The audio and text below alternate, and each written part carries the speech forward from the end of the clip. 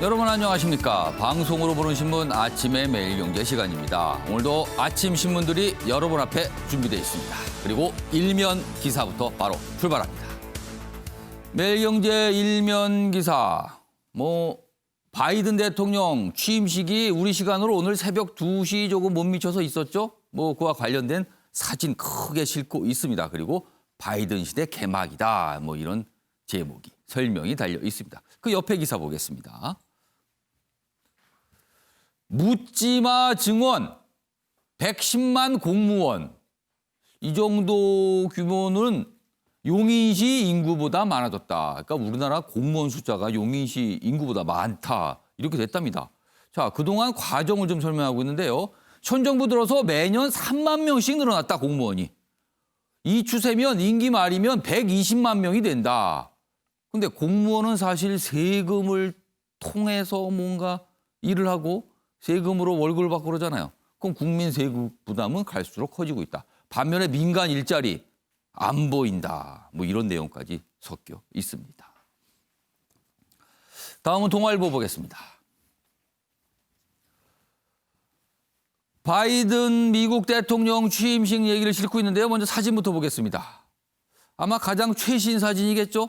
바이든 대통령이 선서를 합니다. 그리고 뭔가 손을 책 위에 올려놨는데 이 책이 바로 성경인데요. 바이든 대통령 집안에서 가보로 내려오는 128년 됐답니다. 이 가보로 내려오는 성경책에 손을 얹고 취임 선서를 하는 모습입니다. 자, 밑에 기사 보겠습니다. 미국이 돌아왔다. 바이든 미국 대통령 취임했다. 이런 제목이고요. 동맹을 회복하고 전 세계 관여할 것이다. 그리고 통합 없이는 어떤 평화도 없다. 그러니까 통합과 동맹을 강조했습니다. 이번엔 한국일보 보겠습니다. 어제 세 개 부처의 개각이 있었습니다. 장관이 바뀌는 겁니다. 그런데요, 전문가보다는 정치인이다. 친문 짙어진 내각이다. 이렇게 돼 있습니다. 문체부의 황희 의원, 그리고 중기부의 권칠승 의원, 더불어민주당의 현역 의원입니다. 그리고 친문 색채가 짙은 의원들로 통했죠.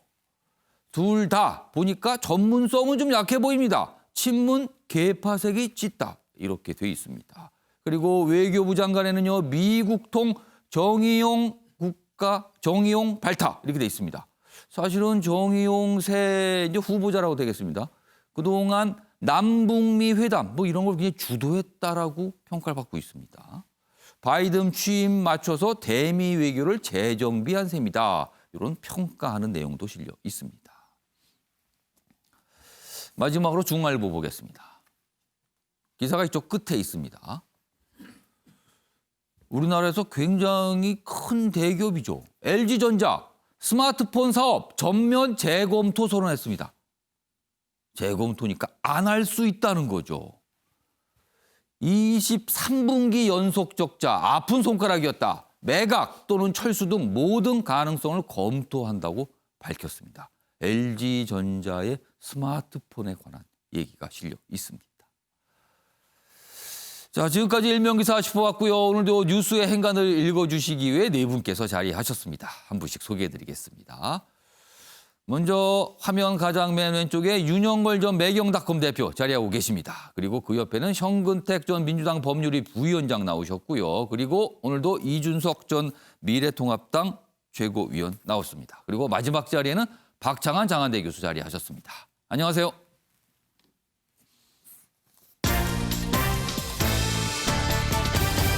오늘 다룰 주요 이슈들을 정리했습니다. 아침을 여는 키워드 4가지가 화면에 준비되어 있습니다. 첫 번째 키워드는 트럼프 신당입니다. 트럼프 대통령 퇴임한 거 아닙니까? 그런데요, 미국 정가 그리고 언론을 중심으로 트럼프 대통령이 신당을 만들 수도 있다. 당 이름은 애국당일 수도 있다. 이런 얘기가 벌써 나오고 있습니다. 이 얘기 준비되어 있고요. 두 번째 키워드는 K5 퇴장. K5요. 강경화 외교장관을 일컫는 말입니다. 강경화 외교장관 그동안 문재인 정부 5년 임기 동안 장관직을 유지할 것이다. 왜냐하면 지금 최장수 장관이었거든요. 그런데 바뀌었지 않습니까? 그래서 K5 퇴장 어떤 배경이 있을까? 이런 분석들이 있습니다.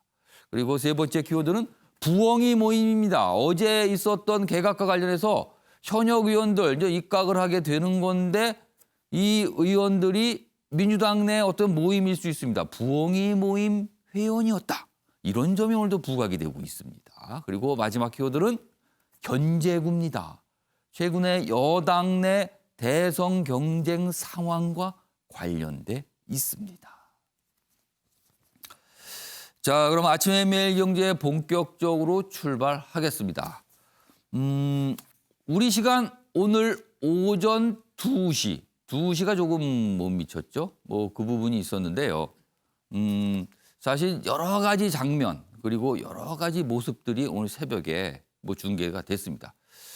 아침에 매일 경제에서 좀 빠르게 준비했는데요. 취임식 관련 영상 묶음입니다. 보겠습니다. And repeat after me. I, Joseph Robinette Biden Jr., do solemnly swear. I, Joseph Robinette Biden Jr., do solemnly swear.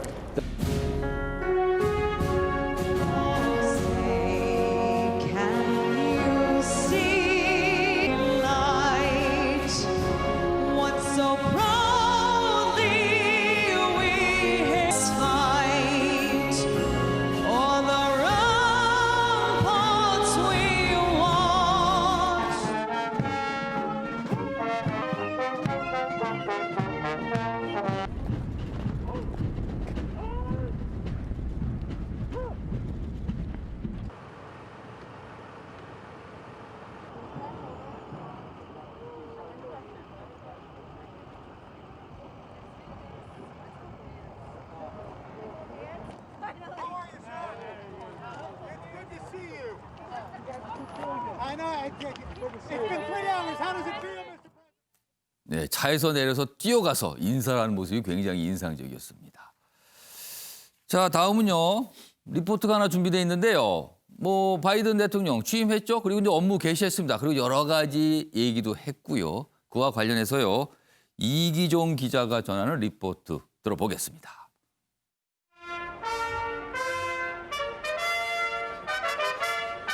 단상에 오른 조 바이든 미국 대통령. 존 로버츠 연방 대법원장 앞에서 선서합니다. Preserve, protect, and defend the Constitution of the United States. Congratulations, Mr. President. 상원 의원 36년, 부통령 8년을 지내고 3번의 대선 도전 끝에 78살 미국 역대 최고령 대통령이 되는 순간입니다.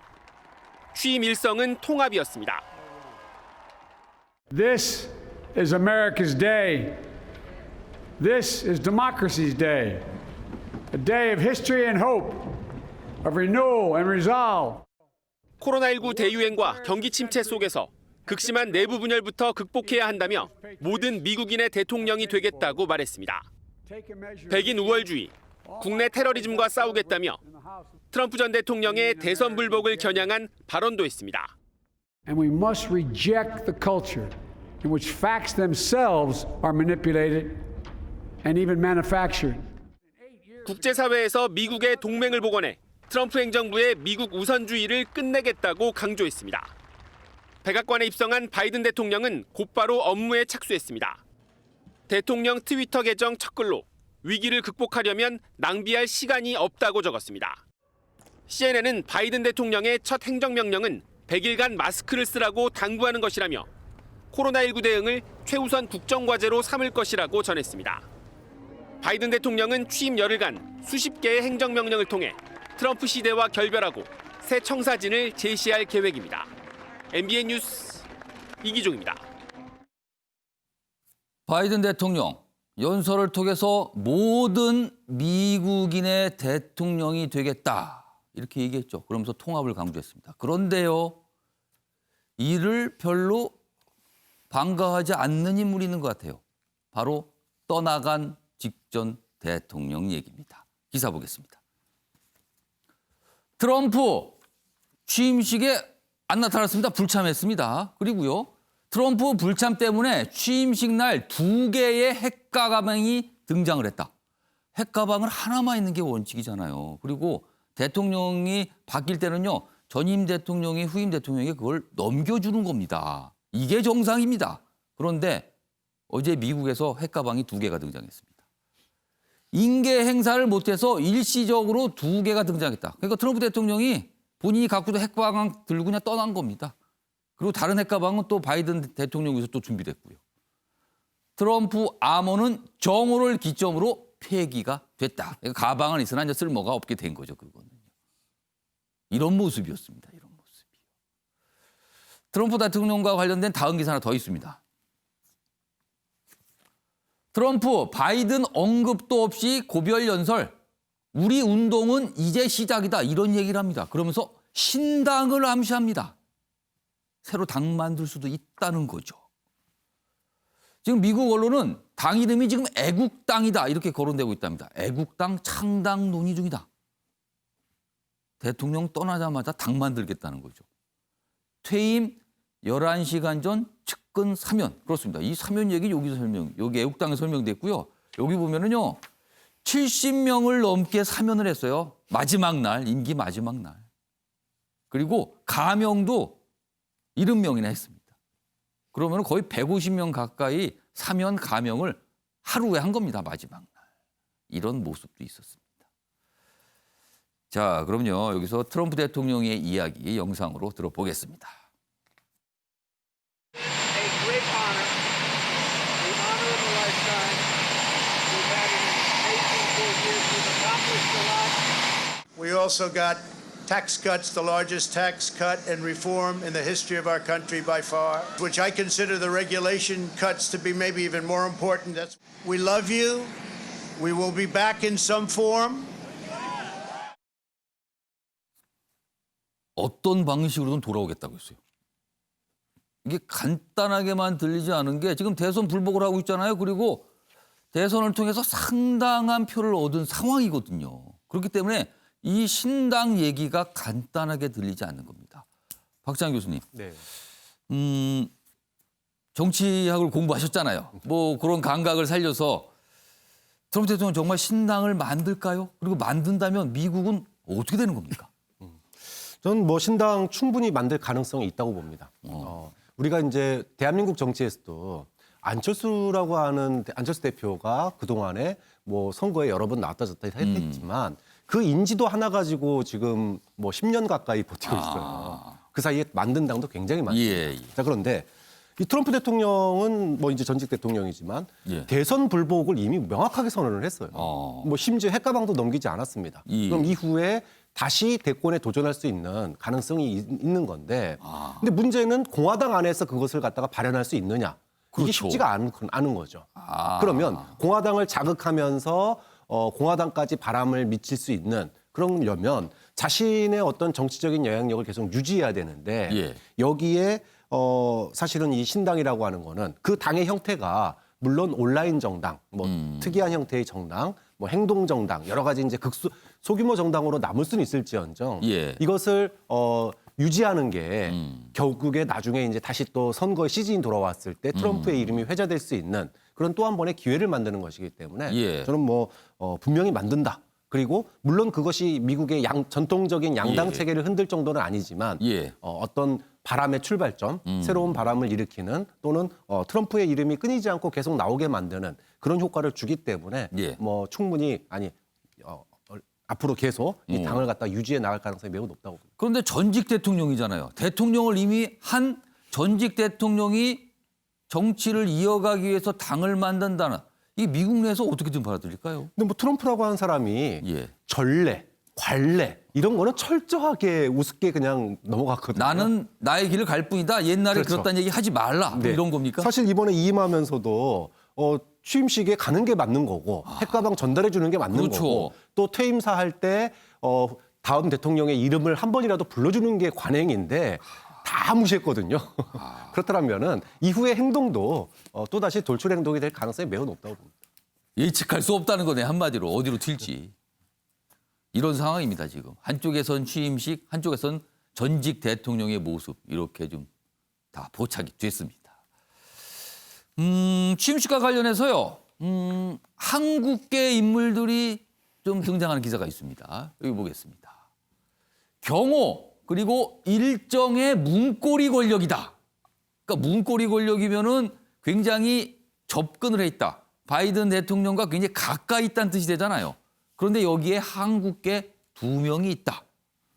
여기 보시면 바이든 경호를 총괄하는 데이비드 조, 우리가 치면 경호부장입니다. 그러니까 바이든 대통령의 경호를 총괄하는 겁니다.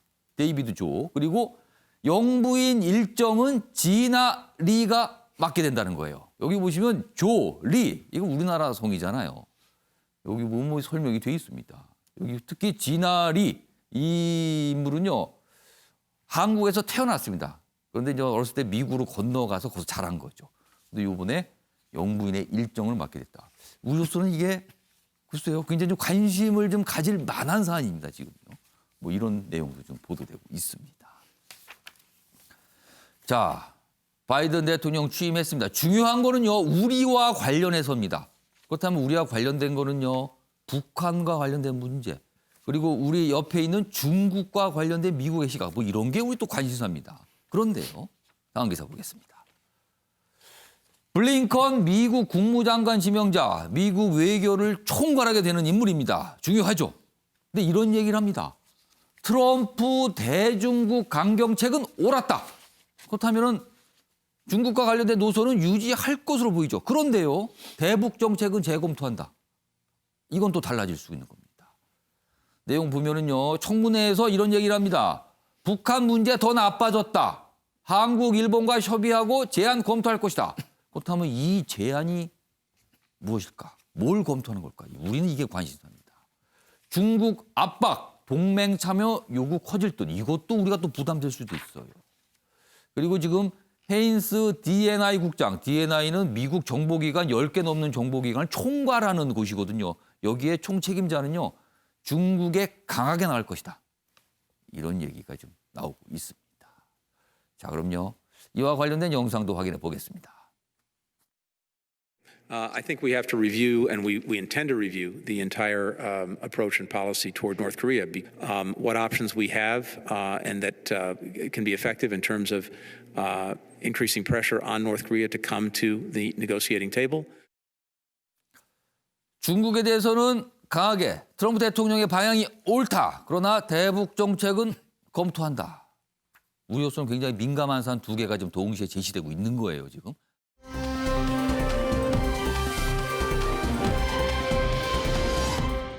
바이든 취임 날 돌아온 한반도의 봄 설계자 외교수장 정의용입니다. 이렇게 돼 있습니다.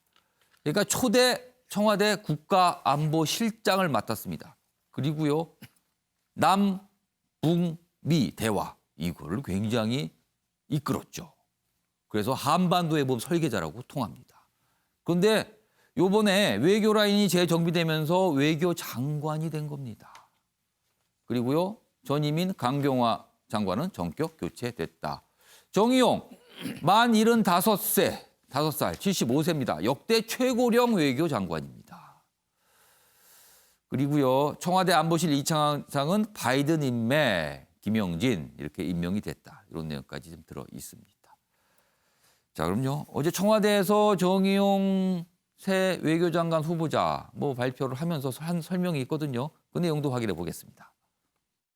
외교의 전문성 및 식견, 정책에 대한 이해를 바탕으로 미국 바이든 행정부 출범을 맞아서 한미동맹을 강화하고 그리고 중국, 일본, 러시아, EU 등 주요 국가의 관계도 원만히 해결해 나갈 것입니다.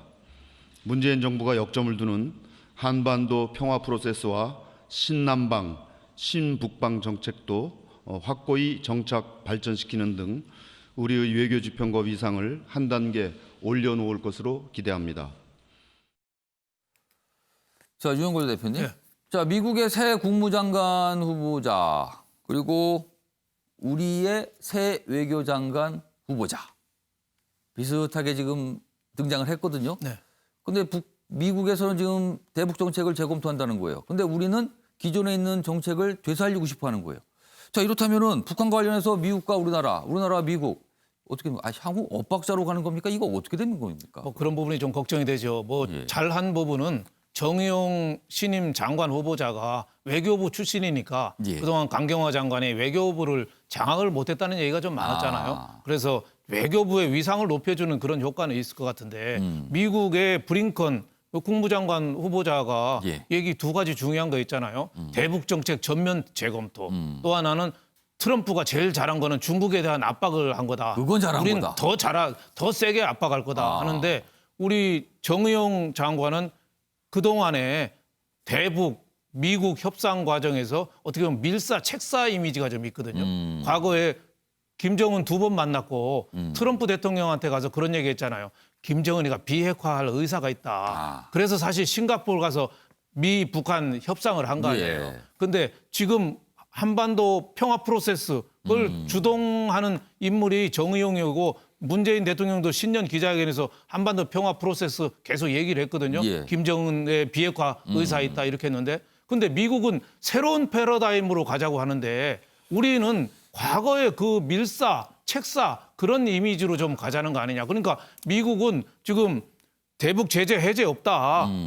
바탐부터 시작해서 예. 압으로 가야 된다. 근데 지금 과거에는 톱다운식이었잖아요. 톱다운인데 지금도 정의용 실장이 장관 후보자가 또 가서 탑다운으로 하자. 예. 제재 해제 비핵화 전이라도 제재 해제를 좀 완화하자 이런 식으로 자꾸 나간다면은 미국이 좀 호응할 수 있을까 저는 예. 이런 이미지가 들고 물론 정의용 장관 후보자를 내세운 거는 북한에 대해서도 제스처가 있을 거예요. 예. 우리 북한을 잘 아는 사람 우리 외교부 장관 임명했으니까 북한의 입장을 미국하고 협의하는데 많이 반영하겠다. 예. 이런 유화적인 이미지는 있습니다만은 신임 미국 정부한테 그게 얼마나 통할지 세술은 세 부대에 담아야 되는데 예. 너무 좀 낡은 어떻게 보면 미국으로 봐서는 신뢰가 떨어진 인물을 대북 외교 전선에 내세우는 거 이건 조금 위험 부담을 안고 있는 거 아닌가 저는 이런 걱정이 좀 듭니다.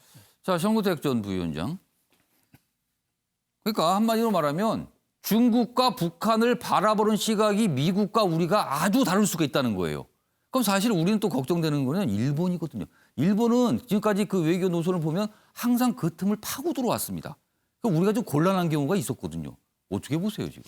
그게 어찌 보면 이제 우리나라 지정학적 위치상 어찌 보면 항상 공존하는 문제인데요. 예. 근데 미국이 아마 중국에 대한 입장은 이 중국의 국가 국력이 커질수록 결국은 뭐 그거는 미국이 중국을 견제할 수밖에 없는 거예요. 그러니까 뭐 결국 G2인지 아니면 뭐 결국 태양은 하나일 수밖에 없는 거거든요. 그러니까 결국 패권 싸움은 뭐 미중 간의 패권 싸움이 항상 상존하는 문제이기 때문에 뭐 미국은 어떤 행정부가 들어오더라도 중국은 견제할 걸로 보고요. 지금 말씀하신 것처럼 아마 지금 동맹 간의 관계를 중시한다 그러면 이제 한미일 간의 관계를 중시하겠다는 거거든요. 예전에 비해서. 그럼 결국 일본의 의견을 듣겠다는 건데 일본이 분명히 아마 이제 뭐 납북자 문제라든지 이걸 들고 나올 가능성이 분명히 있다고 봅니다. 이 부분을 어떻게 제어할 거냐 문제는 저는 남다고 보는데 근데 저는 아마 이제 지금 앞에 말씀하신 것 중에 좀 동의하기 어려운 게요. 사실은 이제 실무자 협의가 중요할 때는 탑다운 방식이 아니라 예. 파트너업이든 실무자 협의 중요할 때는 그 일하는 사람이 중요합니다. 결국은 아마 부처 장관들이 가장 중요해요. 그러니까 정의용 장관이 저는 아마 최선의 카드다라고 봅니다. 왜냐하면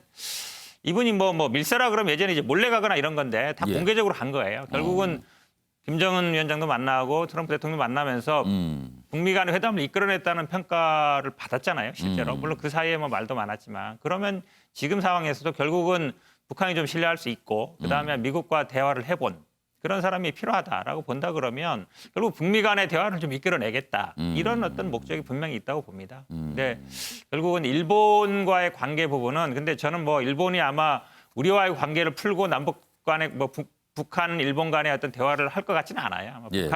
그 전에도 계속 보면 미국에 의존해서 미국을 통해서 하는 방식이었거든요. 예. 그래서 결국은 다자 간의 회담, 그 전에는 우리가 어찌 보면 3자 간의 회담이 최대였는데 뭐 4자 간, 6자 간 회담이 됐을 때 사실은 대화 상대가 많아지면 될 일도 안 되고 안 될 일도 안 되잖아요. 예. 사람이 적은 게 좋은데 그런 부분은 제가 보기에 좀 그러니까 남북미 간의 한 축, 그다음에 뭐 4자든 6자 간은 한 다른 축으로 이렇게 하면서 병행할 수밖에 없다. 이걸 예. 갑자기 4자 간, 6자 간 과거처럼 돌아가면 저는 아마 지금까지 해온 것도 제대로 안 될 가능성이 높아서 결국은 아마 좀 양축을 같이 가는 방향이 되지 않을까. 개인적으로는 그렇게 좀 생각합니다. 아무튼 우리에게는 어려운 숙제가 이제 나타난 거예요, 지금요. 예, 이준석 전 최고위원. 저는 어쨌든 바이든 행정부가 들어선 것이 주요 변화 요소다. 일부 언론에서는 무슨 김여정이 말 한마디 한 것 때문에 강경화 장관이 교체되고 이렇게 외교라인 진영이 새로 짜였다는 얘기를 하기도 하는데 그건 억측에 가깝다 이렇게 좀 보고요. 저는 이제 사실 아까 현 변호사 얘기한 것처럼 다자간 외교의 틀로 이제 바이든 행정부가 자꾸 이제 북한과 협상 이런 걸 끌고 가려고 했을 때 예. 저는 우리의 대표자가 누구인지가 굉장히 중요하다 이렇게 봅니다. 지금까지는 아까 이제 윤영관 대표님 언급하신 것처럼 특사나 사실상 밀사에 가까운 인물들, 예를 들어 저희가 이름이 기억나는 김현종, 이도훈, 뭐 정의용, 예. 성훈 이런 분들 있지 않습니까? 이런 분들이 원포인트로 협상을 해왔다 그러면은 이건 양자 간의 협상에 가깝기 때문에 협상 내용이 밖으로 나오기도 어렵고 예. 다른 국가들 아까 말했던 일본이나 이런 국가들이 관심을 갖기도 어려운 측면이 있습니다. 근데 다자로 가게 되면은 우리 대표자가 누구냐, 전임자가 누구냐가 굉장히 중요해지는데 강경화 장관이 취임한 뒤로 장수하긴 했지만은 예. 이런 4강 외교에 있어가지고 치명적인 약점들을 노출한 적들이 있었습니다. 예를 들어서 뭐 이거는 외교 활동은 아니지만 국회에 와서 답변하는 과정 중에서 기본적인 사실관계가 파악되지 않은 말들을 한 적이 있었거든요. 예를 들어 우리나라에서 F-35가 도입되기 전인데 F-35가 뭐 날아서 비행했다 이런 얘기를 하기도 하고요. 예. 그때 전략핵과 전술핵의 차이를 구분 못 해가지고 이제 국회에서 타박받기도 하고요. 그래서 그런 얘기가 좀 논란이 됐었죠. 이게 굉장히 국내에서는 어쨌든 논란이 됐지만은 만약에 이것이 국내가 아니라 다자간의 회담으로 가게 되면은 뭐 양자간이라 그러면 듣고도 그냥 뭐 모른 척 해줄 수 있는 거지만은 예. 다자간의 회의에서는 비밀이 없거든요. 그런 상황 속에서 우리의 이제 대표자가 될 수 있는 예를 들어 외교장관 회담한다 그러면 나가야 될 거 아닙니까? 그거는 외교장관끼리 하기로 하면 나가야 되는 거거든요. 그런 상황 속에서 이런 4강 외교에서 약점을 노출하는 것이 치명적일 수 있기 때문에 예. 전 이번에 어쩔 수 없이 전문가이고 그리고 지금까지 사실 실무적인 컨트롤을 해왔던 정의용 실장이 예. 외교부 장관으로 보임된 것이 아닌가 이런 생각합니다. 그러니까 뭔가 더 장악력, 전문성 이런 것을 감안했을 수 있다는 겁니다. 강경화 외교장관 얘기를 좀 했는데요. 관련 기사가 있습니다. 보겠습니다. 5년 갈 것 같던 K5 강경화 장관. 그러니까 강경화 5년의 약자가 K5예요. 문재인 대통령 임기 동안 계속 장관으로서 재직할 것 같다. 그런 전망이 있었죠. 그런데 4년 만에 퇴장이다. 원년 멤버로 문정부 최장수 장관이었습니다. 바이든 행정부 출범 맞춰 교체가 됐다. 이렇게 돼 있습니다. 이 얘기는 오래 갈 것 같았는데 1년 남겨놓고 바뀌었네요. 뭐 이런 분위기로 지금 다루고 있죠. 다음 기사 보겠습니다. 여긴 표현이 강경화 경질입니다. 경질. 그러니까 뭐 사임, 뭐 퇴장 이게 아니라 경질이에요. 쉽게 말해 경질은 쉬운 말로 잘렸다는 거잖아요. 그러면서 이제 어떤 설명을 합니다. 김여정 데스노트에 당했나? 지난달 북한 코로나를 언급을 했죠. 그러면서 북한을 약간 지적하는 듯한 이런 말을 했어요. 그 이후에 김여정 강하게 반발했죠. 정확히 계산될 것이다. 이런 표현까지 나왔습니다. 그러면 정확히 계산될 것이다. 여기에서 계산이 무엇이겠냐는 거죠. 그동안 이 계산을 가지고 여러 가지가 있었거든요. 얘기 전망이. 그런데 앞서서 보니까 작년에 통일 국방장관도 비슷한 상황에서 물러났더라. 이번도 그런 거 아니냐. 그래서 김여정 데스노트. 이런 표현이 어제 이 개각 발표 이후에 하루 종일 회자가 됐어요. 그리고 이와 관련해서 청와대가 또 해명도 내놓기도 했습니다. 다음 화면 보겠습니다. 우선 지난해 12월 강경화 장관의 발언 이후에 코로나 관련된 북한의 코로나 상황에 대한 얘기를 했는데 그와 관련된 김여정의 반응이었습니다. 주제 넘는 망언 두고두고 기억하겠다. 그리고 정확히 계산될 것이다. 이렇게 얘기합니다. 그래서 기억을 안 되는데 계산을 안 되는데 이게 뭘까요? 그랬었거든요. 그동안. 그런데 이제 개각 발표가 돼서 교체가 됐잖아요. 그래서 이게 김여정 데스노트 아니냐. 뭐 정치권 중심으로 이런 얘기가 나왔어요. 그러자 청와대가 오후에 또 해명을 좀 내놨는데 뭐 추가적인 설명이죠. 전혀 사실 아니다. 그럼 뭐 데스노트 주장. 국론 분열시킬 무리한 추측이다. 그런 얘기 좀 하지 마세요. 이런 반응이었습니다. 어제 상황이었어요. 이 얘기를 그러면 윤영걸 전 대표님하고 박찬희 교수님한테 좀 질문 좀 들어볼까요? 윤영걸 대표님 보시기에는 앞서 표현이 달랐잖아요. 뭐 퇴장, 사임. 아니다. 이건 경질이다. 어느 쪽이라고 보세요? 저는 뭐 경질이라고는 봅니다. 경질이라고 보는데 뭐 오비락이죠. 예? 오얏 나옴이 돼서 각근 매지 말라고. 지금 북한이 해필이면은 두고 보지 않겠다. 강경화 장관한테 얘기했는데 갑자기 이번에는 개강 예상 명단에 예. 강경화 장관이 없었어요. 원래 언론에서 그런 예상을 못했어요. 5년간 간다고 그래서 오경화 장관이라고 그랬잖아요. 강경화 장관은. 그런 분이 갑자기 바뀌니까 아, 왜 그럴까 했는데 북한하고 그런 관계가 있고 지난번에 정경두 국방부 장관도 북한에서 비난받고 얼마 있어서 바꾸고 또 통일부 장관 김현철도 저 개성 폭파한 다음에 북한한테 욕 들은 다음에 또 언론 바꾸고 그러니까 야 이거 김여정 데스노트가 있는 거 아니냐 뭐 이런 그 의심은 있는데 제가 보기에는 하나 확실한 거는 예. 문재인 대통령이 마지막까지 고민한 것 같다. 예, 그래서 이 강경화 장관 갖고는 이 지금 북한하고 그 미국하고 미북 정상회담이 제가 보기에는 이 문재인 대통령의 저 버킷리스트예요. 임기 중에 그건 또 해야 되는 버킷리스트예요. 그러니까 그거 하기 위해서 제일 좋은 사람이 누구냐? 그래서 정의용 장관을 저는 미북 정상회담을 위해서 한 거지. 예. 저는 막 그것 때문에 데스노트 이건 너무 좀 억측일 것 같다. 북한은 뭐 허태경 의원은 뭐 SNS에다가 뭐 누구죠? 김찍 뭐 문찍이라고 김여정한테 찍히면은 문재인 대통령한테 찍힌다고. 그런데 저는 그 말은 뭐 믿고 싶지는 않아요. 그런 건 뭐 오비락이라고 보고 예. 다만 이제 오해의 여지는 그 시기상 김현철 장관이나 정경도 장관이나 있어서 오해의 여전이 있다. 그만큼 지금 한미 간 우리 국제 정세가 예. 긴박하게 지금 돌아가는 거 아니냐 그런 측면에서 저는 대통령 인사를 좀 이해해주고 싶습니다. 네. 박찬환 교수께서 보시는 강경화 장관 이번에 이제 교체가 되는데요. 이 상황에 대해서 여러 가지 분석과 뭐 어떻게 보면 뭐 여기는 그러니까 윤영걸 전 대표께서는 이거는 좀 너무 지나친 억측에 가깝다 이렇게 설명하셨는데 이 상황 어떻게 보셨어요? 뭐 경질, 뭐 데스노트 이건 거의 다 비아냥이죠. 뭐 특별한 근거가 없습니다. 그런데 중요한 것은 이제 우리 이제 현 정부가 권력 교체기에 그러니까 새로운 정권이 북한에 대해서 어떤 입장을 취할 것이냐 이거 수립하는데 6개월 걸려요. 자 그러면 이 6개월 동안 우리가 어떻게 하느냐에 따라서 예. 트럼프 행정부의 공과가 있는데 그 중에서 좀 실적이라고 될 수 있는 부분들은 우리한테 좀 평화를 유지하는 데 도움되는 부분들은 끌고 가야 되는 거고 아닌 부분들은 보완할 부분들은 또 보완을 해야 되는 거예요. 그러려면 이 6개월 동안 북한의 도발을 억누르면서 새로운 어떤 한반도 평화 체계를 위한 분위기를 만들어가는 게 지금 우리 정부의 입장 아닙니까? 예. 당연히 새술은 새부대, 새로운 외교팀, 호흡을 맞출 수 있는 사람을 만드는 게 너무 당연한 일이지. 뭐 누가 뭐 김여정이 데스노트를 했던 안 했던 그게 뭐가 중요합니까? 그거는 거기에 신경 쓰는 사람이 문제인 거예요. 오히려 우리가 지금 해야 될 일을 명확하게 본다면 이건 가장 적절한 인사라고 봅니다. 한 가지 좀 궁금한 거는요. 요거는 저 박찬환 교수님께서 답을 좀 해주실 것 같은데 사실은 그동안 북한 그리고 미국 일반 남북미 대화를 추진하는 게 사실은 청와대 국가안보실 그리고 국정원 정보국이 아니었어요 그동안요. 근데 이번에 인사를 통해서 사실은 국정원과 안보실이 뭔가 좀 빠진 것 같고 외교부가 등장하는 것 같거든요. 지금까지는 없었던 현상입니다. 이건 어떤 의미가 있을까요? 근데 그동안에 그 이번 같은 경우에 이미 이제 지난번에 인사를 다 해놨어요. 박지원 국정원장, 서훈 실장 예. 뭐 이런 식으로 이미 이제 그동안에 일기 때 호흡을 맞췄던 분들이 안보 라인에 이미 가 있기 때문에 특별하게 뭐 이제 그분들이 전면에 나서지 않더라도 이미 자리에 가 있잖아요. 그러면은 그거를 같이 기획했던 사람이 외교부장이 됐다라는 거는 그동안에 이제 유엔 외교를 중심으로 했던 우리 외교의 축이 사강 외교 특히나 이제 북미 외교 쪽에 초점을 맞추는 그런 실무형으로 이제 더 내각이 바뀌었다 이렇게 보는 게 맞겠죠.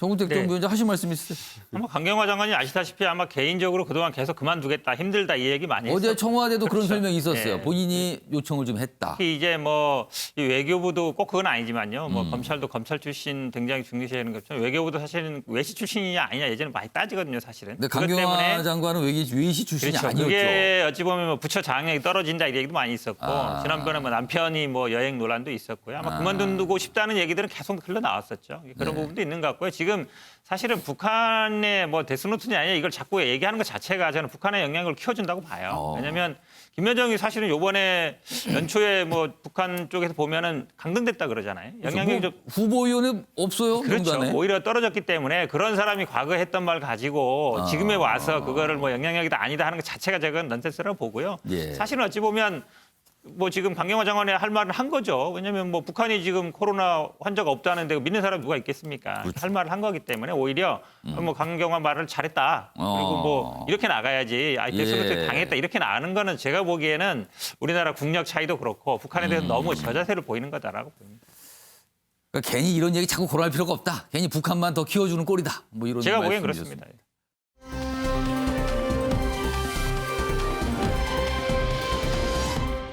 황희, 권칠승, 황희 문체부 장관 후보자 그리고 권칠승 중기부 장관 후보자 친문 부엉이 모임 현역 의원이다. 부엉이 모임이요. 여당 내부에서도 이거 전문성이 좀 약한데요. 이런 반응이 나왔다 이렇게 전하고 있습니다. 좀 더 내용 자세히 보겠습니다. 친문 의원이 연이어 입각이다. 최근 발탁한 전해철, 박범계 포함해서 신임 장관 9명 중 4명이 부엉이 모임이다. 그러니까 여기 황희, 권칠승 후보자도 역시 부엉이 모임이다. 4명이에요. 그럼 부엉이 모임이 무엇인가? 뭐 시청자 여러분 중에서 아시는 분도 있고 모르시는 분도 있을 것 같아요. 여기 설명이 돼 있습니다. 부엉이처럼 밤새워 달을 지킨다. 이런 취지의 모임. 그래서 부엉이 모임이에요. 민주당 내 이제 현역 의원들의 모임이었죠. 뭐 이거 개파냐 뭐 이런 게 좀 몇 년 전에 논란이 있었거든요. 그래서 일단 해체가 된 것으로 알려지는데 따지고 보니까 여기 출신들이 지금 막 장관으로 들어가더라. 그럼 이게 무슨 의미인가 이렇게 되는 겁니다. 그리고요. 황희 후보자는 문화체육부 장관인데 이게 이쪽 분야 경력이 없다. 그래서 이거 어떻게 된 건가? 뭐 전문성 얘기가 그래서 나오는 겁니다. 그리고요. 요 얘기도 좀 여기 설명이 돼 있습니다. 지금까지 입각을 한 현역 의원들 보니까 이인영 통일부 장관 그리고 한정혜 환경부 장관 후보자 어제 인사청문회 했잖아요. 포함하면 정세균 총리를 제외하고 국무위원 18명 가운데 6명이 현역 의원입니다. 상당히 많죠. 그리고 윤해 교육부 장관까지 포함하면 중간에 입각했다가 이제 총선이 지나서 이제 끝나서 현역은 아니지만 현역 당시 들어갔거든요. 그럼 7명이나 된다는 거예요. 현역 출신이. 그리고 현 정부 들어서 장관으로 임명되거나 지명된 현역 의원은 17명이나 된다. 이런 부분도 있습니다. 그러니까 두 가지 포인트입니다. 부엉이 모임에 초점을 맞춘 포인트 그리고 의원, 현역 의원 장관이 상당하더라. 이 의미입니다. 기사 하나 더 보겠습니다. (30% 채운다더니 달랑 3명만 남은 여성 장관. 그럼 비율은 한 16%쯤 되는 거예요. 새 장관 후보자의 여성은 없다. 3명만 남았다. 그나마 여성 장관 강경화 장관도 떠났다. 이렇게 되는 겁니다. 그럼 이 약속 어떻게 된 겁니까? 못 구하는 겁니까? 안 구하는 겁니까? 이런 얘기가 나오는 겁니다. 그럼요. 자, 그럼요. 어제 청와대 발표 확인해 보겠습니다. 문재인 대통령은 오늘 3개 부처에 대한 장관 인사를 단행했습니다. 외교부 장관 후보자에는 정의용 대통령 외교안보 특별보좌관, 문화체육관광부 장관 후보자에는 황희 국회의원, 중소벤처기업부 장관 후보자에는 권칠승 국회의원을 내정했습니다. 앞으로 국회 인사청문회를 거쳐서 임명할 예정입니다. 문정부의 끝없는 해전문 인사, 위기 인식도 초당파적 의지도 없었다. 또다시 돌려막기 회전문 인사입니다. 대통령 측근 말고 장관 후보가 그렇게도 없었습니까? 위기에 빠진 나라와 국민은 안중에도 없는 장관 인사. 국민의힘은 국민과 함께 인사청문회에서 철저히 검증할 것입니다. 자, 야당 그리고 뭐 일부 언론에서 친이 내각이다. 이런 표현이 등장했습니다. 이준석 전 최고위원은 어제 개각 어떻게 평가하십니까? 처음에 이 정부가 출범할 때요, 그 광고성 멘트로 뭘 사용했었냐면 메모드급 인재풀이란 말을 사용했습니다. 이 메모드가 이제 맘모스인데 사실 그 털 달린 코끼리인데 예. 이게 다 사실 몇만 년 전에 멸종된 거거든요. 다 얼음 속에 들어가 있는 애들인데 이걸 다 꺼내가지고 지금 쓰는 게 아닌가 이런 생각이 들 정도로 과거의 인물들이 지금 많이 나오고 있거든요. 그리고 지금 현역 의원들도 많이 쓰고 있고. 저는 이거는 이제 더 이상 그 얼음에 있는 코끼리 파내지 않고서는 이제 인사할 수 없는 지경에 이르렀다. 새로운 어떤 인재가 영입되거나 아니면 사회 명망가들이 들어오겠다고 하는 상황이 아닌 걸로 이제 보이거든요. 그렇기 때문에 그러면은 인재 순환에 조금 문제가 생겼다. 이분들 같은 경우 이제 순장조로 이제 분류될 수 있는 분들인데 이번 정권의 마지막 이제 시점에서 정치인 장관이 임명될 수밖에 없는 것은 이제 뭔가 새로운 아이디어를 내 가지고 정책을 추진하기 참 어렵습니다. 지금 변창흠 장관 같은 경우에도 임명된 다음부터 새로운 주택 정책을 펼치겠다 이런 것들만 하고 있는데 예. 사실 시장에서는 관망세를 좀 가져갈 것입니다. 왜냐하면 이 정권이 1년 정도 이제 유한하게 남았기 때문에 뭐 정권 스스로 얘기한 것처럼 부동산 정책 같은 경우에는 5년, 10년 이렇게 걸린 정책이기 때문에 정권 내에서 결과를 보기 어렵다 이런 얘기를 했기 때문에 내년 대선 결과에 따라 또 바로 뒤집힐 수 있는 주택 정책들이거든요. 근데 그것만 그런 게 아니라 그 주택 정책뿐만 아니라 지금 모든 분야에서 비슷한 이제 레임덕 현상이 발생할 것이기 때문에 그 부분을 통제하고 또 공무원 사회에서 사실상 항명하는 걸 막기 위해 가지고 예. 그런 것과 관계없이 대통령에 대한 충성심을 가지고 있고 그리고 정치 행보를 앞으로 해나가기 위한 그런 장관들이 임명한 것이 아니냐. 이렇게 야당에서 혹평할 수밖에 없는 것이고요. 전 그러다 보니까 저희가 정치인 장관의 그 맛을 한번 봤습니다. 가장 대표적으로 추미애 장관이거든요. 추미애 장관이 아무리 율사 출신이나 하지만은 검찰 조직에 대한 이해도도 떨어졌고 거기다 그 장악력도 떨어졌기 때문에 결국에는 뭐 파국으로 치닫지 않았습니까? 그랬던 것처럼 이번에 임명되신 장관분들도 뭐 상임위 활동 경력 정도는 있으신지 모르겠지만은 예. 전문성들이 굉장히 부족해 보이는 인사들이거든요. 저는 이번에도 아마 이런 분들이 뭐 전문성은 없는데 또 의지만 강하면 어떻게 되는지 잘 알지 않습니까? 추미애 투대입니다. 자, 박상현 교수님. 네. 사실은 현역 의원 비율이 높아졌다. 이번에도 들어갔거든요. 그리고 여성 장관 할당 비율조차도 좀 채우지 못하고 있다. 이런 걸 보니까 사람이 없다는 것을 방증하는 거 아니냐. 뭐 이런 분석이 있거든요. 박상현 교수님은 어떻게 보셨습니까? 일단 뭐 사람이 없다는 부분은 뭐 동의할 수밖에 없을 것 같아요. 다만 문재인 정부가 여성 이제 장관 30% 18개 부처니까 예. 6명이 돼야 되는데 예. 사실 그동안에 잘 지켜왔습니다. 예. 그런데 이제 막판에 이게 무너졌어요. 예. 안 한 거냐 못 한 거냐라고 본다면 어떤 겁니까? 안 한 건 아니다. 못한 겁니까, 그럼? 예, 그러니까 지금 특히나 이제 여성 비율을 높이는데 문재인 대통령이 굉장히 이걸 공을 들여왔거든요. 그렇죠. 그래서 최종까지 여성 언론인, 정치인에서 최종 후보를 올려놓고 고심을 많이 했다고 그래요. 그런데 그동안에 기준이 바뀌었습니다.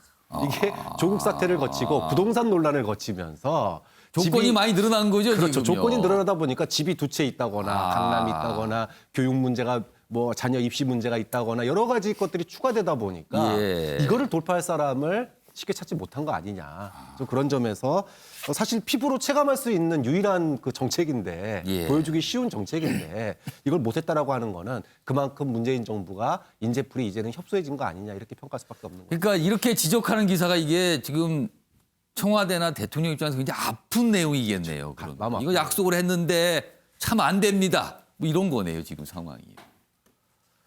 달랑 3명만 남았다. 제목도 이렇게 달려 있어요. 달랑 3명이라고. 아무튼 이런 류의 기사가 오늘 좀 꽤 있습니다. 인사와 관련된 내용이고요. 어제 국회 모습이기도 합니다. 인사청문회가 어제 있었어요. 그런데 그동안과는 좀 다른 모습이었습니다. 한정혜 환경부 장관 후보자 인사청문회. 역시 현역 의원으로 들어갔죠. 여기 보면 제목으로는요. 저 가습기 살균제 문제에 대해서 뭐 추가 조사 이거 할 수 있다는 발언을 했거든요. 그런데 이 기사의 방점은 요 아랫부분에 있습니다. 어제 인사청문회인데요. 야당 의원들이 이거 잘된 인사입니다. 훌륭하신 분이에요. 막 이런 칭찬을 합니다. 이례적이죠. 그동안 국회에서 볼 수 없었던 모습인데요. 그럼요. 그 모습 영상으로 준비했습니다. 보시죠. 문재인 대통령께서 인사를 단행하신 것 중에서 제일 잘된 인사가 아닌가 싶기도 하고 뭐 도덕성 검증이라든가 정책적인 검증이라든가 이런 것을 하는 데 있어가지고 꽤 훌륭하게 잘 살아오셨다고 이렇게 생각이 듭니다. 그리고 어제 인사청문회 아주 순탄하게 잘 진행돼서 마무리가 됐습니다. 윤영걸 전 대표님. 예. 뭐라고 할까요? 이례적이랄까요? 아니, 보기 어려웠다고 할까요? 이거 어떤 현상일까요, 이게? 저는 뭐 한정혜 그 의원, 환경부 장관 후보자는 거의 천연기념물급 아닌가. 이렇게 천연기념물이다. 환경부에서 지정하는지는 모르겠어요, 천연기념물을. 그러니까 거의 하필 또 환경부 장관이네요. 거의 지금. 희귀종이라고 봐야죠. 네, 그럴 정도로 그 무공의 어떻게 보면 장관이 될 가능성이 있다. 장관 임명하는데 제일 중요한 게 전문성하고 도덕성이잖아요.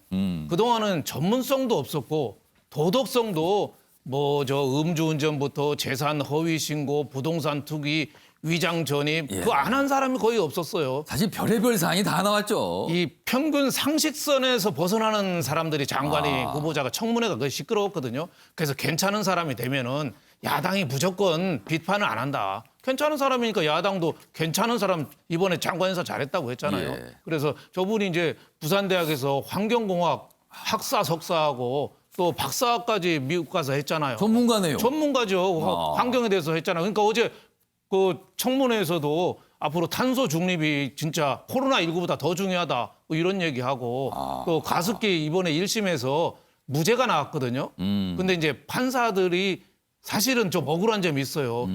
판사들이 본 실험에서는 인정할 수 없다고 그랬는데 사실 피해자는 내가 피해자인데 그렇죠. 그러니까 한정혜 장관 후보자가 법원 판단은 존중하지만 다시 한번 실험해보겠다 이런 거는 전문성이 있으니까 하는 얘기잖아요. 그래서 여태까지 진짜 회전문 인사, 뭐 엉터리 같은 인사 많이 했는데 야당만 욕할 게 아니라 예. 괜찮은 사람 찾으면 얼마든지 있다. 그리고 그 사람들 찾으면 국민들이나 야당에서도 반대 안 하고 박수 쳐준다. 그래서 좀 청와대에서도 장관들 임명할 때 좀 다시 좀 생각하는 계기가 한정혜 장관 후보자부터 시작됐으면 합니다.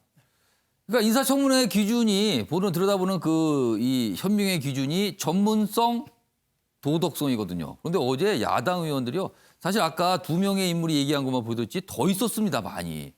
2가지 문제. 이건 문제 없습니다. 괜찮습니다. 이런 인사면요. 환영입니다. 뭐 이런 반응까지 나왔습니다. 어제. 그래도 이렇게 또 소개가 되고 있습니다.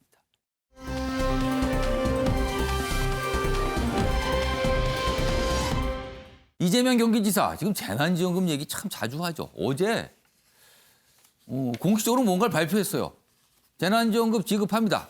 그 경기도민 모두 지급이죠. 모두 지급 10만 원씩. 마이웨이다 이렇게 돼 있고요. 그리고 이낙연 여기 보면 정세균 이렇게 나오면서 앞에 이를 때리는 이낙연 정세균. 여기서 이는 이재명 지사를 말합니다. 뭔가 지금 신경전 또는 견제구 뭐 이런 게 있다는 분위기죠. 좀 더 보겠습니다. 이 지사가 어제 온라인 회견으로 경기도민 1인 10만 원 지원한다. 이걸 발표했습니다. 당 권고는 존중한다. 하지만 보편 지원 이거 맞습니다. 그리고 뭐 시기는 좀 보겠습니다. 이렇게 입장이에요. 그런데요. 앞서서 이낙연 대표가 언론 인터뷰를 통해서 이재명 지사의 이런 재난지원금 지급 이런 주장에 대해서 이거 좀 뭔가 당하고 안 맞습니다. 왼쪽 깜빡이를 켜고 오른쪽으로 가는 것이다. 이렇게 비유를 했어요. 이거는 뭔가 문제가 있다라고 한 거잖아요. 그런데 그 다음 날 이재명 지사가 지급 다 합니다. 이렇게 나온 거예요. 그리고요. 정세균 총리도 지금은 피해본 분들 위주로 지원하는 게 적절합니다. 이거 보편 지원 문제가 좀 있습니다. 나중이라면 모를까요? 이렇게 얘기를 했습니다. 그래서 언론에서는 견제구 아니면 때린다. 뭐 이렇게 해석을 하고 있어요. 자, 이와 관련된 영상 준비했는데요. 확인해 보겠습니다. 경기도는 작년 4월에 이어서 지역화폐로 2차 재난기본소득을 전 도민에게 지급하기로 결정했습니다. 도의회 의결 즉시 지급하는 것이 필요하고 또 큰 문제가 없다는 것이 현재 경기도의 입장이긴 하지만 그럼에도 불구하고 민주당 지도부의 권고와 우려도 충분히 이해되는 점이 있기 때문에 지급 시기를 보다 신중하게 결정하려는 것이므로 우리 도민들께서는 조금 답답하시더라도 너른 이해를 해주시면 고맙겠습니다. 지급 시기를 신중히 결정하되 그러나 결정되는 대로 즉시 도민 여러분께 알려드리고 최대한 신속하게 집행하겠다는 말씀을 드립니다. 지금 현재는 방역이 우선 아닙니까? 지금 3차 유행이 진행되고 있는 상황 아닙니까? 그러면 피해를 많이 본 사람들한테 지원하는 것이 우선돼야 되지 않겠습니까? 네네. 국민들께서 코로나19 때문에 혜택을 본 국민도 계시고 전이나 다름없는 분들도 계시고 피해를 많이 본 분도 계시지 않습니까? 지금 상황에서 어디다 지원을 해야 되겠습니까? 차등 지원을 하는 게 옳다. 그래서 피해를 많이 본 쪽부터 지원하는 것이 옳다. 경기도가 지원하는 건 좋다. 그렇지만은 지금은 피해를 본 분들한테 지원하는 것이 적절한 타이밍이 아닌가. 관련 기사 하나 더 이어가 보겠습니다. 이재명, 이낙연 대표도 빵집 인증샷 올리지 않으셨어요. 그런 거 보니까 이게 뭐 소비 같은 거 필요하다는 걸 하시는 거 아닙니까? 뭐 이런 취지의 얘기를 합니다. 2차 지원금 보란 듯 마이웨이다. 이런 제목이 있습니다. 여기는 뭐 신경전 본격화다. 이렇게 돼 있습니다. 현구택 전 부위원장, 지금 이 상황이요. 이게 신경전입니까? 아니면 이거를 뭐 신경전 또는 뭐 대선 주자 간 싸움으로 보는 게 문제가 있는 시각입니까? 어떻게 보세요? 아니 신경전 맞죠. 왜냐면, 맞습니까? 그럼요. 왜냐하면 차기 지금 대통령 후보 선거 선출이 얼마 안 남았습니다. 사실 왜냐하면 서울시장 선거 끝나면 한 바로 들어가거든요. 그렇겠죠. 그러면 180일 전에 선출하게 돼 있기 때문에 한 9월, 10월 정도에 선출이 돼요. 그럼 바로 이제 경쟁이 들어가는 거죠. 지금 아시다시피 이재명 지사가 앞서가고 있잖아요. 이낙연 대표 같은 경우에는 이렇게 팽팽하다가 조금 밀리는 상황이거든요. 예. 그러면 당연히 지금이야 뭐 재난지원금은 지급하냐 마냐 언제 지급하냐 뭐 이 얘기하고 있지만 결국은 궁극적인 거는 차기 대권 후보를 둘러싼 싸움이다라고 보는 게 맞는 것 같고요. 예. 지금 뭐 정세균 국무총리도 어쨌든 뭐 정치로 돌아가겠다는 얘기는 출마하겠다는 얘기잖아요. 근데 뭐 이재명 지사 스타일이 뭐 누가 말린다고 안 할 스타일은 아닌 것 같고 그다음에 이낙연 대표 같은 경우도 원래 약간 발언이 신중하신 분이에요. 예. 근데 이제 좀 직접적으로 언급하는 것 자체가 보면은 약간 견제와 이게 하고 있는 것 같은데요. 근데 저는 이 상황 자체가 나쁘지 않다고 봅니다. 왜 그러냐면 여당으로서는 나쁘지 않다. 그럼요. 왜냐하면 지금 서울시장 선거도 안철수 대표와 지금 김종인 비대위원장이 단일화하냐 마냐 해가지고 온통 관심이 걸로 가 있어서 그렇습니다. 사실은 이제 여당 의원들이 뭐 누가 나온지 잘 모르고 경쟁도 안 돼요. 그러니까 포커스가 가 있거든요. 지금 만약에 지금 여당 내에서 이런 논쟁들은 사실은 여야 역할을 다 하는 거예요. 보편 지급하자.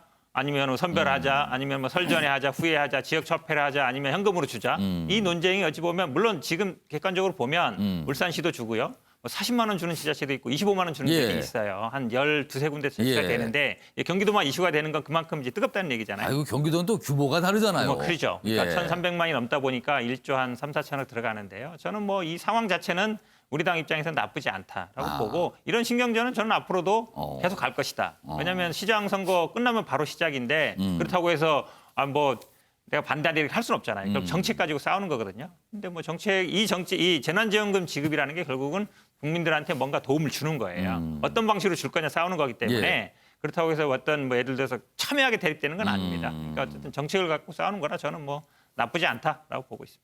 신경전 맞다. 그리고 여당으로서는 뭐 손해볼 거 없는 거다. 이런 모습 좋다. 뭔가 좀 돋보인다. 이런 뜻인데. 자, 윤석 전 최고위원.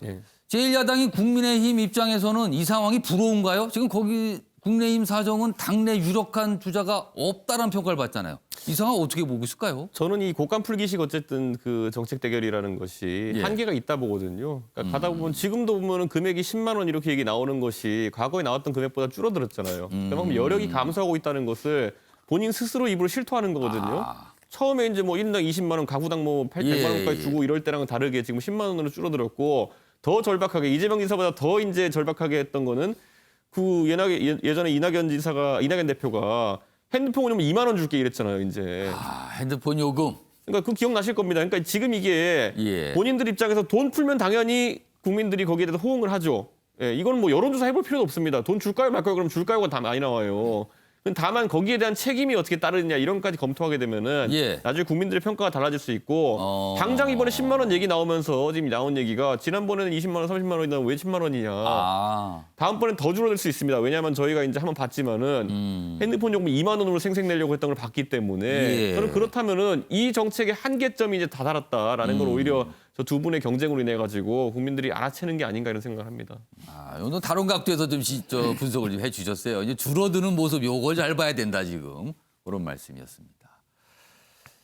앞선 기사에서 정세균 총리가 살짝 등장했죠. 다음 기사 보겠습니다. 정세균 대선 출마 시사 정치로 돌아갈 것이다. 현직 총리입니다. 그런데 정치로 돌아간다는 얘기를 해요. 코로나와 싸우지만 난 정치인입니다. 이걸 강조했습니다. 이게 간단하게 들리지는 않습니다. 자, 그럼 먼저 영상부터 확인해 보겠습니다. 저는 정치인입니다. 그래서 당연히 정치로 돌아갑니다. 그렇지만은 현재 제가 코로나19와 싸우고 있지 않습니까? 이 일에 매진하고 있는 것이 저의 현재 입장이어서 그다음에 뭘 하고 하는 것은 제가 지금 말씀을 드릴 수 있는 상황이 아닙니다. 그렇지만 저는 정치인이기 때문에 계속해서 정치는 하죠. 자, 정세균 총리가 정치인이다, 돌아간다 했어요. 그런데 지금 정세균 총리 지금 총리잖아요. 앞서서는 국회의장도 했어요. 다선 의원입니다. 할 게 딱 하나밖에 안 남았어요, 지금요. 그럼 그것은 곧 대선을 얘기하는 건데, 박시영 교수님. 네. 지금 유력한 대선 주자가 여당 내 2명이 있습니다. 정세균 총리 제3의 유력 주자로 떠오를 수 있을까? 이거 어떻게 전망하세요? 뭐 저는 당연하지만 가능성이 있다고 봅니다. 그러니까 이낙연 당대표가 이번 지방선거 만약에 서울에서 패배한다. 예. 그리고 지지율이 더 떨어진다. 자, 이랬을 때는 선수 교체가 당연히 불가피하게 나타나요. 이낙연 대표의 자리로 갈 수가 있다는 거예요. 그러면. 그렇죠. 왜냐하면 호남의 민심을 이낙연 대표가 가져왔었는데 예. 이제 지금 놓쳤단 말이에요. 그러면 정세균 대표도 정세균 지금 총리도 호남 출신 아닙니까? 그렇게 본다면 충분히 가능성을 볼 수 있는 거고 특히나 코로나 국면을 백신 국면을 갖다가 초반에 안정화시키고 백신 접종 국면을 안정화시킨다라면은 이 지지율이 올라갈 가능성도 상당히 있거든요. 그럼 그 두 가지 지점을 본다면 충분히 고민할 수 있는 지점이 될 거라고. 서울시장 선거 결과와 백신 접종 상황 이걸 잘 봐야 된다는 말씀이네요. 그럼요. 윤용걸 전 대표님께는 좀 약간 다른 의견의 질문을 드릴게요.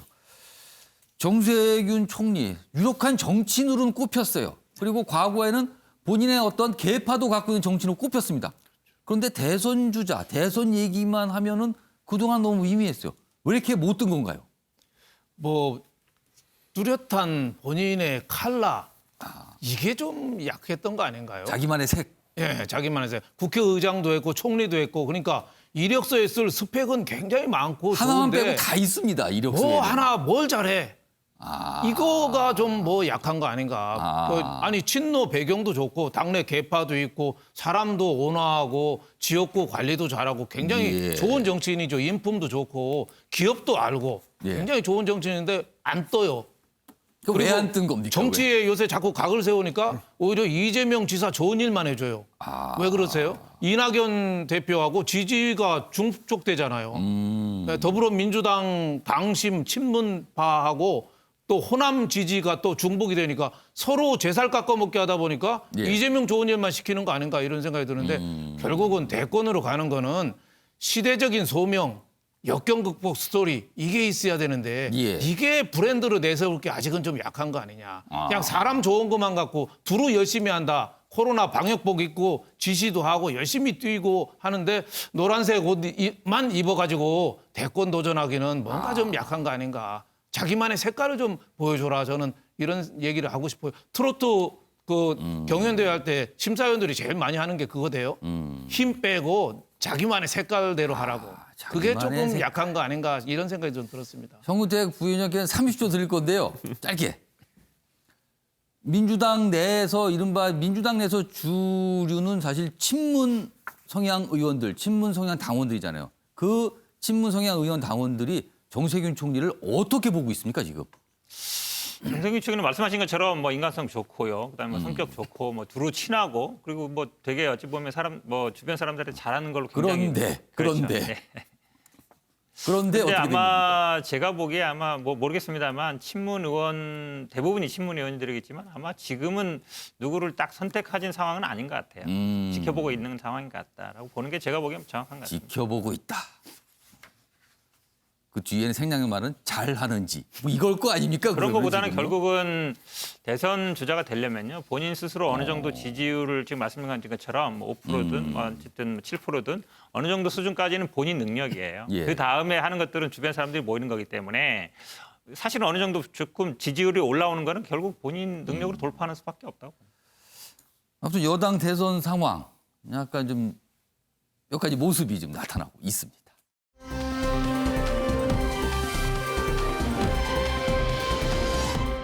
첫 번째 기사는 박근혜 전 대통령 얘기가 있습니다. 밀접 접촉을 한 박근혜. 검사를 받았습니다. 음성이 나왔습니다. 그리고 병원으로 옮겨서 2주간 격리를 해야 된다고 합니다. 18일 호송 때 동행 요원이 확진됐어요. 그러니까 밀접 접촉자가 된 거죠. 법무부 예방 차원에서 수감 장소를 변경해서 자가격리에 들어갔다. 뭐 이렇게 좀 모습도 포착이 되기도 했습니다. 이런 일도 있었어요. 다음 기사 하나 더 보겠습니다. 정은경, 교내 코로나 전파 보니까 2%뿐입니다. 이거 등교하는 게 나을 수도 있어요. 그래서 등교 개학론 재점화가 됐다. 논문을 썼습니다. 한림대의대 연구팀과 논문을 발표했는데 이런 내용이에요. 이거 등교 필요한 거 아닙니까? 라고 강하게 얘기하고 있습니다. 박찬 교수님, 네. 이 사안에서 찬성하십니까? 반대하십니까? 지금도 등교를 해야 된다. 저는 초중고등학교는 등교하는 게 맞다고 봅니다. 그러니까 지금 학력 격차가 엄청나게 커지고 있고요. 특히나 사회 문제가 되고 있는 이 아동학대, 이거 발견 문제도 있고. 지금 이제 신종플루 때는 학교를 통한 감염이 굉장히 많아서 이런 매뉴얼이 지금 만들어진 건데 이번에 이제 겪어보니까 마스크 잘 쓰고 이러면은 학교를 통한 감염이 그다지 이렇게 높지 않더라. 이게 이제 전염병마다 다르구나라는 걸 이번에 봤잖아요. 그렇다면은 1년 동안 우리가 학교를 통한 이 확산이 통제가 된다라는 걸 봤기 때문에 좀 올해는 학교에 대한 그 수업, 온라인 수업을 대체해서 오프라인으로 다시 수업하는 부분에 대해서 좀 적극적으로 검토할 필요도 있다고 봅니다. 초중고는 검토할 필요가 있다는데 대학은 아닙니까, 그러면? 이게 지금 코로나의 감염이 20대부터 50대까지 특히나 20대 옮기는 건 20대가 옮기고 중증으로 가는 거는 20대. 고령층이 중증으로 가다 20대는 또 무증상 확진이 또 떠오르네요. 그렇죠. 그러다 보니까 사실 이 부분은 좀 고민돼야 될 부분이 좀 더 있습니다. 대학과 초중고는 좀 다르게 볼 필요가 있다는 특히 초등학교는 말씀. 저는 전혀 학교 가는 게 오히려 맞지 않은가. 그래서 이렇게 정은경 질병관리청장이 논문을 써서 이런 내용이 있으니까 상당히 미미한데 지금 좀 등교 문제 심각하게 고민해야 되는 거 아닙니까? 이런 얘기가 좀 실려 있습니다. 다음은 경제 분야 기사로 좀 가보겠습니다. 일면 기사 때 잠시 소개해드렸는데요. LG전자 얘기입니다. 5조 적자에 LG 스마트폰을 접나? 매각 추진한다. 이런 얘기가 나오는 거예요, 지금. LG전자 모든 가능성 검토 중이다. 어제 이런 얘기가 나왔잖아요. 공개가 됐어요. 다음 기사입니다. 시장의 반응이죠. LG전자 주가 하루 새 12.8% 급등. 시장에서는 반긴 거예요. 스마트폰 안 할 수도 있다는 거를. 최고가 경신. 적자 요인 털어 수익성 좋아질 수 있다. 이런 기대입니다. 한 달간 급등하더니 시총이 크게 불었다. 어제는 유독이 많이 올랐다. 이겁니다. 유영호 대표님, 이 시장의 반응은 뭡니까? 아픈 손가락 잘라야죠. 잘라야지 다시 날 거 아니에요. 근데 그동안은 아픈 손가락을 계속 가져가다 보니까 이게 팔뚝으로 몸으로 자꾸 움직이려고 그러죠. 시장에서 그걸 안 좋아했던 그렇죠. 거예요. 그동안에 누적 적자가 5조나 됩니다. 그러니까 스마트폰 버스가 한 번 지나가는데 저 애플이 퍼스트 펭귄이거든요. 물에 바다에 처음 뛰어들어가는 펭귄이었어요. 개발했잖아요. 삼성전자는 패스트 팔로워였어요. 애플 얘기 듣고 스마트폰으로 바뀐다고 해서 맨 먼저 따라갔어요. 근데 LG는 그때까지는 전자는 LG가 시작됐잖아요. 1등이잖아요. 스마트폰은 앞으로 멀었어. 기존의 피처폰 시대가 한참 더 가고 그다음에 갈 거야. 그러니까 핀란드 노키아나 이런 데 LG 같은 데는 판단이 하루 늦어졌죠. 그 판단 하나 늦은 게 지금 삼성전자 모바일은 1년에 10조씩 벌고 저기는 누적 적자 5조가 된 거예요. 그만큼 기업의 세계가 경쟁이 어떻게 보면 순간의 선택이 그 운명을 좌우한다. LG가 또 잘못한 게 하나가 반도체. LG 반도체를 현대 1999년에 매각했잖아요. 그동안에 하이닉스가 매물로 나왔잖아요. LG가 그걸 판 거를 어떻게 다시 사냐. 억울해서 안 샀어요. 그 사이에 SK 최태원 회장이 넙죽 드셨는데 지금 시가총액이 95조입니다. 굉장히 좀 각광받고 그렇죠. 있죠, LG가 지금. 두 가지를 큰 실수를 했어요. 그리고 삼성전자는 갤럭시 시리즈를 내면서 기술 개발 쪽에 몰두를 했는데 LG전자는 마케팅 쪽에 몰두를 했거든요. 기술 개발하고 마케팅하고 결국은 기술 개발을 우선적으로 한 삼성전자가 승기를 잡은 거 아니냐. 저는 이런 생각이 듭니다. 그러니까 지금 이 기사가 거의 모든 신문에 일면에 실려 있어요. 그러니까 어떻게 보면 스마트폰 시장에 큰 변동을 자아낼 수 있거든요. 그래도 LG전자가 아무리 어렵지만 그래도 스마트폰 시장에서 10위 안에 들어가는 규모가 있는 회사인데 사업을 접을 수도 있다, 매각할 수도 있다. 이런 얘기 때문에 굉장히 주목을 좀 받고 있는 상황입니다. 자, 마무리하겠습니다. 뒤끝 장렬이란 말은 이럴 때 써야 할 것 같습니다. 트럼프 전 미국 대통령 대선 승복 연설도 안 했죠. 그리고 취임식에도 안 갔습니다. 핵가방도 따로 들고 떠나서 그 바람에 새 대통령에게 직접 넘겨줄 기회도 없었습니다. 그런데요, 문제는 이걸로 끝난 게 아닐 수 있다는 겁니다. 트럼프 신당 얘기가 미국에서 나오기 때문이죠. 미국 지금 과연 어디로 가는 걸까요? 오늘 준비한 내용은 여기까지입니다. 시청해 주신 여러분 고맙습니다.